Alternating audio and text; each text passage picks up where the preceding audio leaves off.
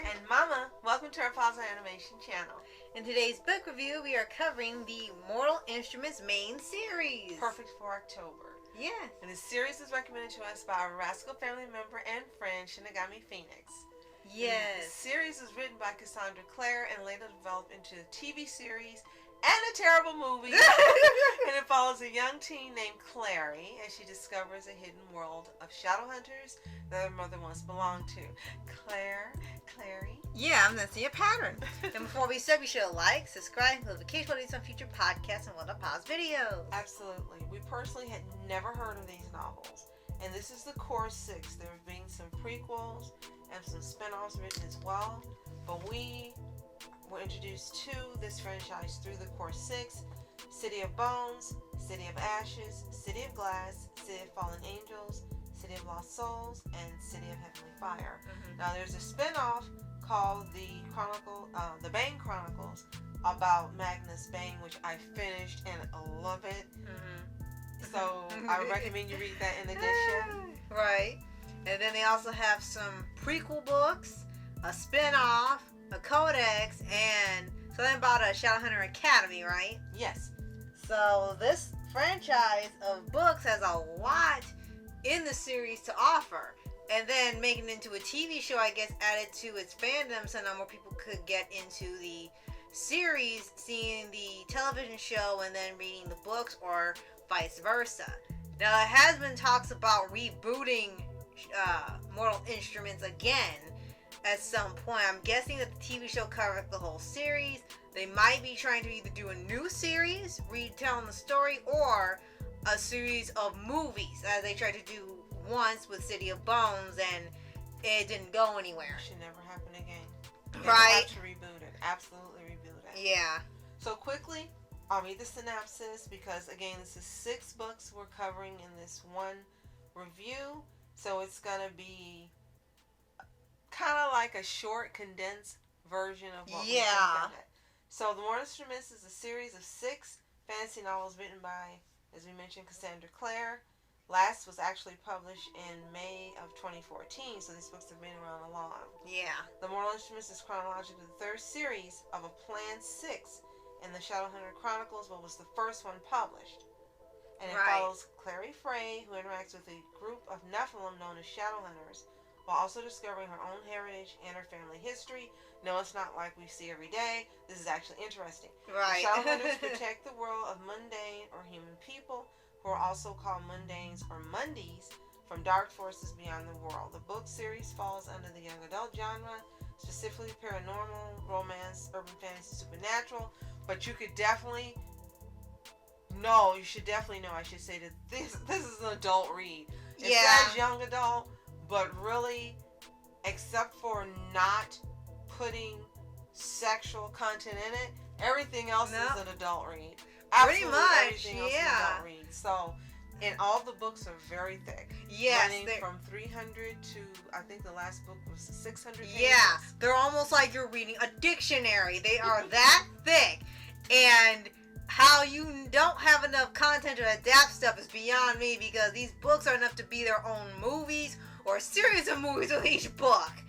And as you said, they're really engaging reads that sometimes can be so good that you don't even notice that they're 300 or 600 pages. Absolutely. You kind of notice on the last one because a lot of the chapters can run long, but it kind of varies on each book. And they usually run about 20 chapters, maybe 21 or 22. The most they've had was 25 in the final book. Mm-hmm. So while there's not a whole lot of chapters, the chapters can be very lengthy because there's a lot going on in the story or a scene. Yes, definitely.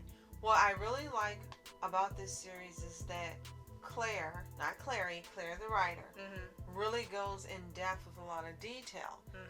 In every chapter, in every scene that takes place, in every event, you get a lot of description, you get a lot of information, a lot of content. Right. And I like the way that she folds in backstories within the story taking place. You don't get like you do in the movies, or sometimes even in a manga or anime, where suddenly there's a cutaway to a backstory. It's unfolded as the story progresses, and I really like the way that she did that. It made it more interesting, and it kept the story moving. Right. And there's a flow all the way throughout. I think maybe book 4 was a little slower than the others because there seemed to be, as you had mentioned, a whole lot of conversing and talking and discussing, and it was like, yeah, it was a lot. So much so that when it got to the last couple chapters, suddenly hits you with some really, really dark action, dark descriptions, dark rituals, and everything. It was like, okay, why did it suddenly tone shift? We talked about all this, suddenly it just went to the darkest place imaginable. So this book series is not boring at all. You like the supernatural, you like romance. They've got werewolves, they got vampires, they got warlocks, they got witches, they got fairies, Nephilim. Ghosts. A few of them got ghosts. They have angels. They have demons. They have one of everything in here. So it's inclusive.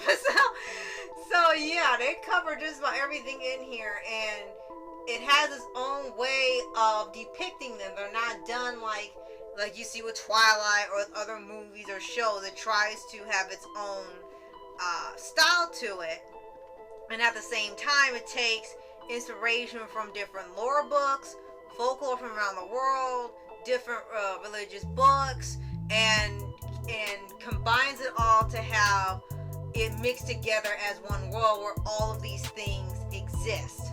This is that Clare delved deeply into world mythology in order to build the Shadowhunter world featured in the story, and all the offshoots as well. It says there are strong influences from Paradise Lost, that's by Milton, and the Infernal, Dante. While there are many references to Western religious mythology, Clare also studied world mythology deeply, specifically demonic myth, in Japanese, Tibetan, and other Eastern cultural texts. Her references to angels and Nephilim throughout the series also come from the study of world religions and folklore, and she references the King James Bible quite a bit within the first 4 books. Right. And she took those stories and adapted them for her series. Right. And before you even ask, well, they don't have Olympians in here like you're reading Percy Jackson. They do mention about, as I said, angels, Nephilim, giants, and God is canon here. And they mention, like, well, he's the top authority over everything, but they still got all these other things that exist at the same time. Definitely. And the characters in here are really interesting. You really, in the beginning when you start reading it, you don't see what's coming. You don't expect the series to be this good. In all honesty, you don't. The way it's being advertised is something that's kind of lighthearted, romance, kind of like Twilight. Yes, but it isn't. It's nothing like Twilight. It's immensely better than the movies. Now, I've never read the books. I know people who have read the books and swear the Twilight books are excellent, but we've read these. And comparing them to the movies, these are just, compared to his own movie, right? It's just, way above. The standard is high. Right. And this set of books, Clare wrote by herself. But when you get to the prequels and other books, including the Bane Chronicles, she ends up writing with other people. Yeah. In some cases, they've got 5 authors for one book. Yeah, and it's like, why are there so many here? Is there that much to handle where you need more than one person, or is not enough time for her to write all herself? Not really sure what's the point on that one. Right. So, main characters are Clarissa, and she's called Claire, as you mentioned. You have Jonathan, Christopher, or Jace, who is Sean's favorite character. Right. And you can't help but like him. You've got Simon Lewis, who's our best friend. You've got Izzy and Alexander Lightwood, who are also brothers and sister for Jonathan. Right. You've got her mom and her dad. You've got Magnus Bane, who's a warlock who's about 800 years old. You've got Lucian Garraway, or Greymark, depending on what time period you're talking about. Right. Who's a werewolf and a former Shadowhunter. And you've got Valentine Morgenstern, who's just a B-word. Ooh. And you've got her we don't want to spoil some of the reading. Right. But this is just such an amazing series. We didn't expect it to be this enthralling. We didn't expect it to be this good, but it is. And actually, to sit and tell you a whole lot about it would ruin the experience. Right. Because there's so many plot twists, so many things that are not revealed until you go from volume to volume. It's kind of like Artemis Fowl, and yeah. you find out more. And the last book, I have to say that all the way up until the end, it was exciting. It was like you couldn't wait to see how it was going to end. Now, for me, and I think for you too, I was kind of disappointed by the ending. It ended a little differently. I was happy a lot of people were still there. Right. But it ended a lot differently than I expected. Yeah, and you can't tell why. Maybe it's what the first draft was, or she changed her mind, or there were different things going through the head to make the ending, because it could have been a whole lot worse than what they had. It was just not the choice you expected her to make. Definitely. Now, if you've read this series and you have a different opinion about the ending, let us know in the comments below what you think. But that's kind of, we kind of were expecting a different type of ending. But it wasn't bad. It was just different than what we expected. Right.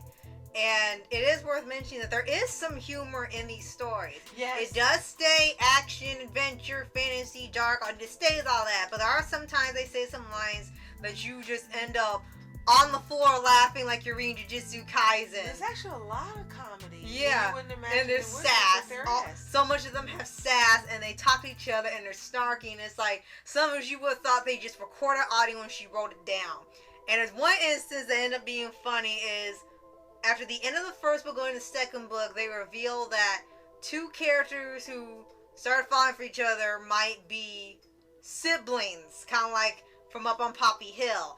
And it almost becomes like a terrible joke, especially to the male. And it's like, it's a cosmic cruel joke, isn't it? Because every time, it's like, don't look at her like that. Don't think about her like that. And that's your sister. Don't do anything. And anytime he wants someone to catches him looking at her like somebody saying, you sicko. And they're like, it's not like that. And you can't help but laugh. It's like, you feel bad. It's like, okay, this is going weird, and you just can't help but laugh at that. I don't know why they made that funny. They sort it out later, but from the time you know for sure what their status is, it's actually funny that he can't look at her anywhere else and say, you pervert! So quickly, there's also a set of graphic novels which we haven't read. Really? But I'd be interested in checking those out. And as we said, the movie based on the first volume, City of Bones, should be buried because it was pretty bad. And there was actually a second film, City of Ashes, that was scheduled to be filmed, but they delayed it and then canceled after the first movie didn't even get them back the budget it took to make it. Oh my god. That's how bad it was. Yeah, I can believe that. Now, Sean tells us that the TV series Mortal Instruments is much better.